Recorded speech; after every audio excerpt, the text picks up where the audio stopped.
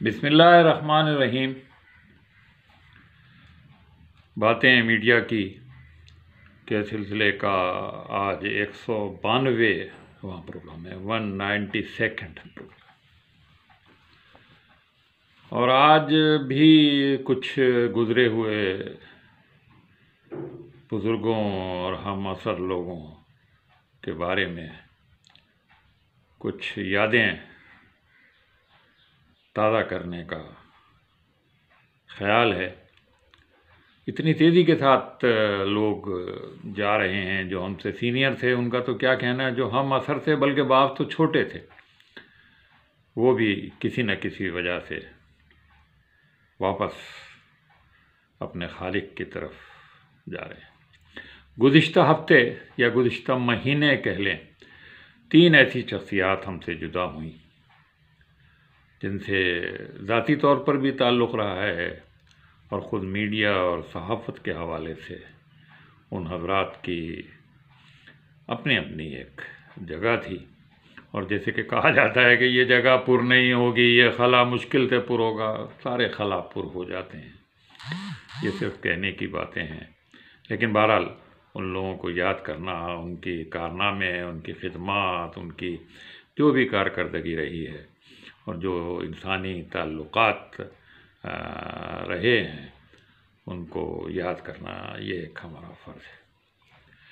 سب سے پہلے اجمل دہلوی صاحب کا ذکر میرا خیال ہے ضروری ہے، چونکہ وہ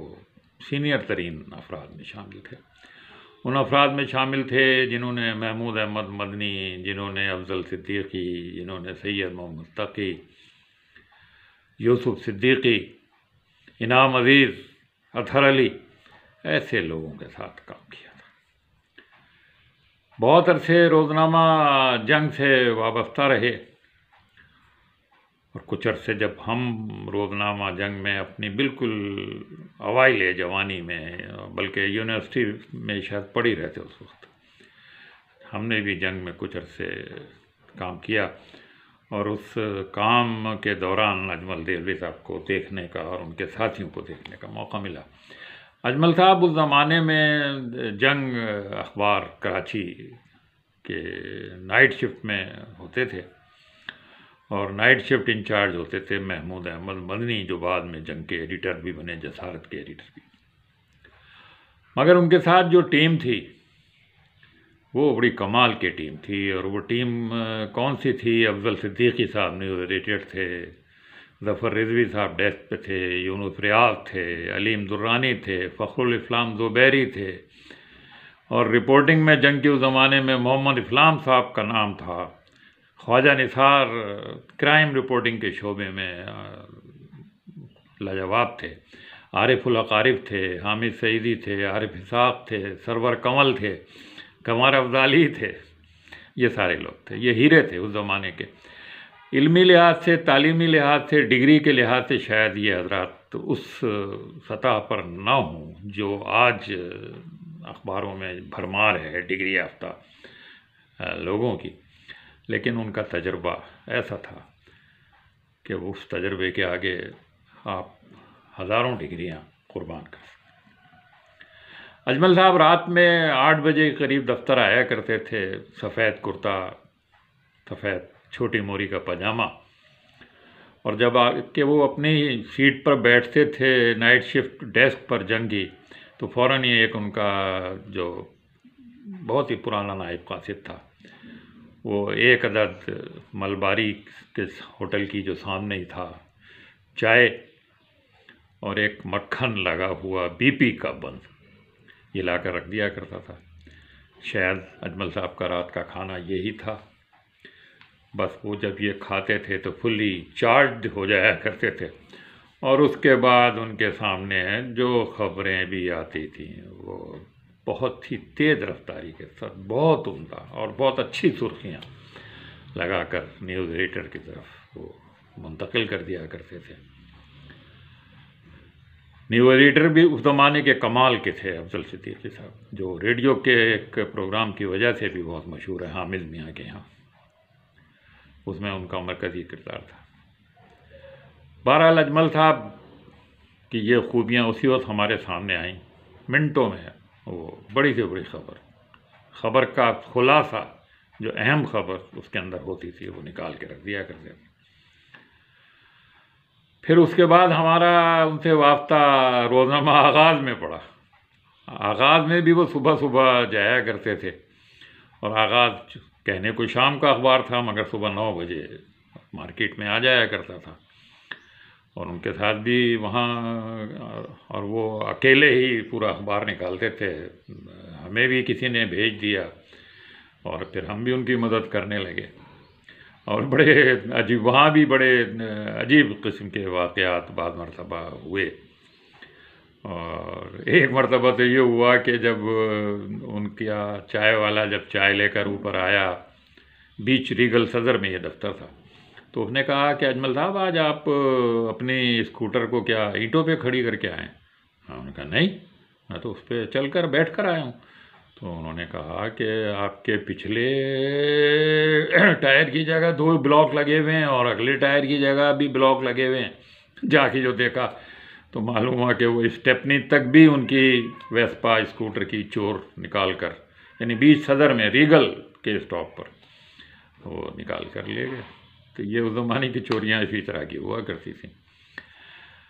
اس کے بعد روزنامہ جسارت بھی بالکل اسی گلی کے کونے پر ہوا کرتا تھا، نامعلوم کیسے کس طرح کیا ہوا۔ بہرحال جسارت کی انتظامیہ تبدیل ہوئی، ایک انور یار خان صاحب چارٹرڈ اکاؤنٹنٹ تھے بڑے مشہور اس زمانے کے، وہ جسارت کے کرتا دھرتا بن گئے، اور مسئلہ یہ پیدا ہوا کہ بھئی پیسے نہیں ہیں، آمدنی نہیں ہے، اسٹاف کم کیا جائے۔ اجمل دہلوی صاحب سے کہیں ان کا واسطہ پڑ گیا، اجمل صاحب نے ان کو مشورہ دیا کہ ہم تو بہت کم لوگوں کے ساتھ اخبار نکالنے کا تجربہ رکھتے ہیں، آپ اگر اجازت دیں تو میں یہاں اپنی خدمات پیش کرنے کو حاضر ہوں۔ اجمل صاحب جسارت میں آ گئے، اور آنے کے بعد جو اسٹاف تھا وہ آدھا کر دیا گیا، اور بہت سارے لوگ جو خلوص کی بنیاد پر، اپنے اخلاص کی بنیاد پر جسارت میں کم پیسوں پر بھی کام کر رہے تھے، وہ بھی فارغ کر دیے گئے، چلے گئے۔ لیکن یہ دال زیادہ عرصے گلی نہیں، اور لوگوں کے شور مچانے پر اور جسارت کی انتظامیہ پر دباؤ ڈالنے سے یہ سارا سلسلہ ختم ہو گیا، اور پھر کوئی اور صاحب بن گئے، اور اس طرح سے یہ جسارت کا بھی ہے۔ اس کے بعد اجمل صاحب نے، افضل صدیقی صاحب اور اجمل صاحب دونوں شاید پتنی جنگ سے فارغ ہو گئے، اور اس کے بعد انہوں نے ایک امن روزنامہ کے نام سے ایک بنیاد ڈالی، ایک اخبار کی ایک، اور وہ اخبار بھی بہت چلا، لاکھوں میں چلا۔ اس زمانے میں ایسٹ پاکستان علیحدہ ہو چکا تھا، اور بھٹو صاحب کی حکومت تھی، اور یہ اس کی ہمدردیاں اس اخبار کی بھٹو اور پیپل پارٹی کی طرف تھیں۔ بہت چلا یہ اخبار، بڑا کامیاب اخبار ان دونوں حضرات نے۔ بعد میں افضل صدیقی صاحب کا انتقال ہو گیا، اور اجمل دہلوی صاحب پھر اکیلے ہی یہ اخبار نکالتے۔ اس سارے سلسلے کے دوران اجمل صاحب یکایک ایم کیو ایم میں شامل ہو گئے، اور ایم کیو ایم میں نہ صرف شامل ہوئے بلکہ اس کے سینیٹر بھی بن گئے، اور پھر پیپل پارٹی اور ایم کیو ایم کے درمیان جو اس زمانے میں لڑائی جھگڑا شروع ہوا تھا اور مار کٹائی شروع ہوئی تھی، اس کے نتیجے میں پھر مذاکرات کچھ شروع ہوئے کہ دونوں میں اس خونریزی کو روکا جائے اس کو۔ تو اجمل صاحب اس کمیٹی میں شامل تھے جو ایم کیو ایم کی طرف سے مذاکرات کے لیے آیا کرتی تھی۔ کئی مرتبہ ہمیں بھی رپورٹنگ کے لیے ریڈیو کی طرف سے جانا ہوا، اور پیپل پارٹی کی طرف سے کچھ اور لوگ آیا کرتے تھے، اور ایم کیو ایم کی طرف سے اجمل دہلوی صاحب اس ٹیم کے سربراہ ہوا کرتے تھے، اور بہت اچھی طرح وہ مذاکرات چلا کر۔ اجمل صاحب بڑے جہاں دیدہ، بڑے تجربے کار اور بہت سمجھدار آدمی تھے۔ بعد میں پھر وہ بریف بھی کرتے تھے اخبار والوں کو بلا کر کے بھائی کیا ہوا آج کی میٹنگ میں۔ بہرحال یہ بہت سارے ادوار اجمل صاحب نے دیکھے، بہت سارے اخبارات دیکھے،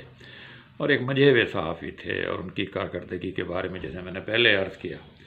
دو رائے نہیں، وہ بھی اب اللہ کو پیارے ہو گئے۔ ایک اور ہمارے ساتھی نوید اقبال، جن کا ایکٹیو صحافت سے تعلق تو نہیں تھا، لیکن بہرحال پریس انفارمیشن ڈپارٹمنٹ، وزارت اطلاعات سے ان کا تعلق تھا، اور وہ ڈپٹی ڈائریکٹر اور پھر ڈائریکٹر کے طور پر آخر میں ریٹائر ہوئے اسلام آباد سے۔ نوید اقبال صاحب کراچی میں ہی ہوتے تھے اور ان کے ساتھ سکندر شاہ ہوتے تھے اور کچھ اور لوگ بھی ہوا، ٹھاکر داس ہوا کرتے تھے، اور یہ سب وہ لوگ تھے جو ایک ٹیم میں تھے، سرکاری ٹیم میں، یعنی ریڈیو، ٹیلی ویژن، اے پی پی اور پی آئی ڈی، یہ 4 ادارے ایسے تھے جو کوئی اور کہیں بلایا جائے نہ بلایا جائے، سرکاری پروگرام میں ان 4 کو ضرور بلایا جاتا تھا، ان کے نمائندوں کو ضرور بلایا۔ بہت مرتبہ نوید کے ساتھ لمبے لمبے سفر بھی کرنے کا موقع ملا، گوادر اور ماڑا، پتنی، تربت اور دوسرے علاقوں میں سکھر اور شکارپور اور دادو، یہاں بھی جانے کا موقع ملا۔ بہت نفیس شخص تھے، دیکھنے میں بظاہر تھوڑے سے تلخ نظر آتے تھے، چہرے مورے سے ذرا ایسا لگتا تھا کہ بہت ہی غصے والے ہیں، مگر ایسے شخص نہیں تھے، بڑے نفیس شخص تھے، شعر و شاعری سے شغف تھا، لطیفے بازی بہت کیا کرتے تھے، اور پھر لازماً ان محفلوں میں جس میں وہ ہوتے تھے اور 2-4 اور اخبارات کے لوگ ایسے ہوتے تھے، مل کر وہ سفر، وہ محفل بہت عمدہ، پتہ نہیں چلتا تھا کہ ہم کہاں ہو کر آئے ہیں۔ ان کے والد بھی افسانہ نگار اور ادیب تھے، نذیر محمد خان، اور یہ شاید ان کو خاندانی طور پر یہ چیز ملی تھی۔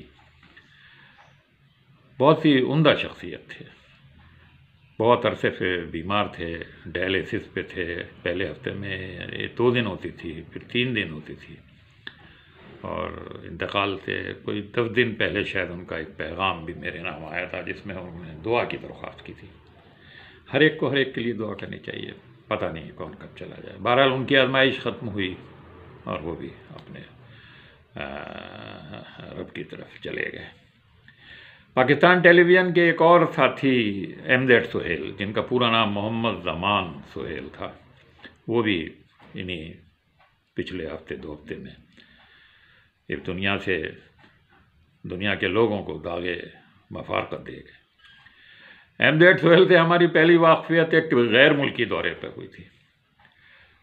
جب کراچی سے باکو کے لیے، آذربائیجان کے لیے جہاز روانہ ہوا تو دیکھا کہ کچھ جانے پہچانے چہرے بھی اس میں موجود ہیں،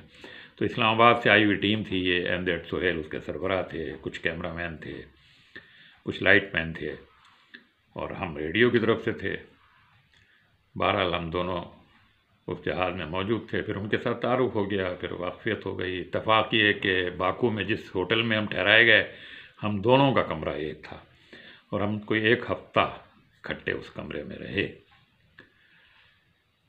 بہت اچھے منجھے ہوئے صحافی تھے، ٹی وی میں آنے سے پہلے پی پی آئی میں وہ ٹریننگ، پی پی آئی میں بڑے لوگوں نے ٹریننگ لی ہے، پی پی آئی سے جن لوگوں نے ٹریننگ لی ہے وہ بعد میں بڑے اچھے صحافی ثابت ہوئے ہیں۔ بہرحال وہ بھی پی پی آئی سے پاکستان ٹیلی ویژن میں آئے تھے، شاید کچھ اخبارات میں بھی انہوں نے کام کیا تھا، اور جہاں جاتے تھے وہ لوگ ان کو پہچانتے تھے، جانتے تھے، اچھے صحافی تھے، مگر ایک بعض مرتبہ قسمت بعض لوگوں کے ساتھ کوئی کھیل کھیل دیتی ہے۔ ایک دلچسپ واقعہ ہے، ذکر کرنا شاید پتہ نہیں مناسب ہے۔ چین کے دورے پر صدر مشرف کے ساتھ گئے ہوئے تھے، اتفاق سے ان کا پیٹ خراب ہو گیا، موشن آنے شروع ہو گئے، اور جس وقت وہ دورہ مکمل ہو کے صدر مشرف کوریا کے لیے روانہ ہونے والے تھے، ایئرپورٹ کے لیے گاڑیاں لگ چکی تھیں، تو معلوم ہوا کہ سہیل صاحب موجود نہیں ہیں، تو ان کے ساتھیوں نے بتایا کہ ان کا پیٹ خراب ہے، وہ ذرا گئے ہوئے ہیں واش روم میں۔ تھوڑی 5 منٹ انتظار، 10 منٹ انتظار، 15 منٹ، اور صدر صاحب بھی گاڑی میں بیٹھنے کے لیے تیار، اور جب معلوم ہوا کہ ٹیلی ویژن کے ایک پروڈیوسر صاحب جو ہیں، نیوز پروڈیوسر، وہ بیت الخلاء میں ہیں، سمجھ لیں آپ پھر کیا ہوا ہوگا۔ بہرحال کافی دیر کے بعد وہ آئے اور ان پر بڑا مسئلہ ہوا اس وقت، لیکن کہنے کی بات، واقعہ شاید اس سارے بتانے کا سبب یہ ہے کہ چائنیز نے کہا ہمارے صدر صاحب سے کہ صدر صاحب اب آپ کو 1 گھنٹہ انتظار کرنا پڑے گا۔ انہوں نے کہا کیوں؟ انہوں نے کہا کہ اب ہمارے اسکولوں میں بچوں کی چھٹی ہونے والی ہے، اور لازماً چھٹی کے وقت ان کی گاڑیاں، ان کی بسیں کھڑی ہوتی ہیں، اس وقت آپ کا قافلہ اس سڑک سے، بلکہ کسی اور سڑک سے بھی نہیں گزر سکتا۔ پہلے بچے اسکول سے گھر جائیں گے، پھر اس کے بعد۔ بہرحال یہ واقعہ آپ سمجھ لیں، اس سے چین میں بچوں کی اہمیت کا بھی اندازہ ہوتا ہے، اور جو پروٹوکول ہوتا ہے اس کا بھی اندازہ ہوتا ہے۔ بعد میں بہرحال پاکستان آنے کے بعد ایک لمبی چوڑی انکوائری ہوئی، اور پھر MZ سہیل صاحب کو نیوز سے ہٹا کر آرکائیوز کے شعبے میں بھیج دیا گیا۔ بعد میں صدر صاحب نے بھی کا غصہ بھی کم ہو گیا، اور انہوں نے کہا کہ بھائی اب کیا کر سکتے ہیں اگر کسی کا پیٹ خراب ہو جائے۔ یہ واقعہ صرف میں نے کسی اس وجہ سے سنا ہے کہ چین میں بچوں کی کیا ہے۔ بہرحال اس طرح کے واقعات صحافتی زندگی میں اور خاص طور پہ رپورٹنگ میں بہت پیش آتے ہیں، اور ایسے واقعات بے شمار لوگوں کے ساتھ پیش آئے ہیں۔ لیکن صدر صاحب کا بھی یہ کمال تھا کہ صدر صاحب نے ان سارے واقعوں کو پھر بھول گیا، اور بعد میں ماشاءاللہ MZ سہیل صاحب کی ترقیاں بھی ہوئیں، اور وہ ڈائریکٹر PTV انٹرنیشنل افیئرس کے طور پر ریٹائر ہوئے۔ ان کے دوستوں میں آج بھی شکور طاہر اور سرور منیر راؤ یہ لوگ موجود ہیں۔ یہ ان کے ساتھی تھے، وہ ان کے بارے میں جانتے ہیں، انہیں چاہیے کہ وہ ان کے بارے میں۔ MZ سہیل صاحب کی بیگم بھی ٹی وی سے کچھ عرصے وابستہ رہی ہیں، خبریں پڑھتی نہیں ہیں، اور اب سنا ہے کہ ان کی ایک صاحبزادی جو ہے وہ بھی خبریں پڑھتی ہیں ٹی وی سے۔ یہ ہمارے 3 ساتھی تھے، 3 بزرگ تھے، 3 ہم عصر تھے، ان کے بارے میں خیال آیا کہ آج آپ کو کچھ بتایا جائے۔ اور یہ یاد رفتہ گاں کا شاید 8واں پروگرام ہے، یعنی اب تک 2-3 سال میں تقریباً 32 سے 35 تک جاننے والے صحافی حضرات، میڈیا سے تعلق اور جن سے پرسنل تعلق تھا، وہ لوگ نہیں جن سے تعلق نہیں تھا اور ان کے نام بڑے تھے، تو یہ سب لوگ اللہ کو پیارے، جانے کب کس کی باری آ جائے۔ سب کے لیے دعا کیجیے۔ انور عزیز کو اجازت دیجیے، اللہ حافظ۔